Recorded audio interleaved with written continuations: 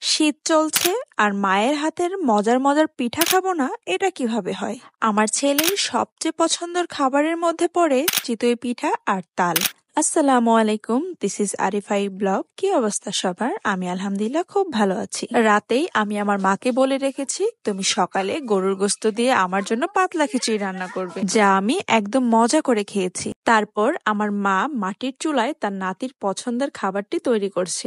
প্রথমে তালটা একটু জাল দিয়ে নিল, তারপর দিয়ে দিয়েছে চিনি, আর এখানে দিচ্ছে হচ্ছে পোলাও চাল বা আতাপ চাল বাটা। এর মধ্যে চাল বাটাটা দিলে তালটা একদম ঘন হয়ে আসে, আর এখানে একাধারে নাড়তে হয় যেন কোথাও যেন দলা পাকিয়ে না যায়। তারপর দিয়ে দিচ্ছে এখানে গরুর দুধ। তারপর দুধ আর তালটা একটু ভালো মতো জাল হয়ে গেলে তারপর আমরা দিয়ে দিব অনেকগুলো নারিকেল কুচি। তারপর আমরা এখানে নারিকেলটি দিয়ে তালের ঘনত্ব বুঝে তালটি আমরা চুলা থেকে নামিয়ে নেব। এই তো তাল রান্না শেষ। এখন চিতই পিঠা বানানোর জন্য সবকিছু প্রস্তুত করে নিচ্ছে। প্রথমেই পিঠার খাসটি বসিয়ে এখানে একটু তেল আর লবণ দিয়ে দিয়েছে। তারপর খাসটি একদম ভালো মতো গরম হয়ে গেলে তারপর পিঠার মিশ্রণটি ঢেলে দিল। এখন পিঠার খাজের সাইজের একটি সরা দিয়ে দিল আর উপরে একটু পানি ছিটিয়ে দিল।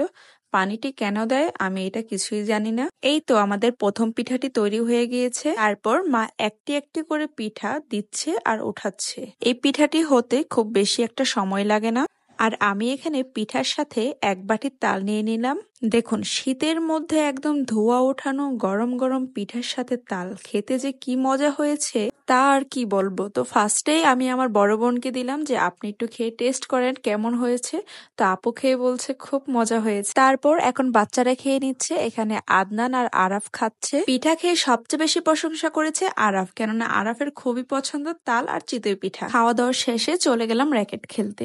3 বছর পর আমি হাতে র্যাকেট ধরেছি। আমি ভাবতেই পারিনি যে আমি আদৌ পারবো। যাই হোক, আজকের ভিডিওটি এই পর্যন্তই। যদি আমার ভিডিওটি ভালো লেগে থাকে অবশ্যই লাইক, কমেন্ট এন্ড শেয়ার দিতে ভুলবেন না। Thank you.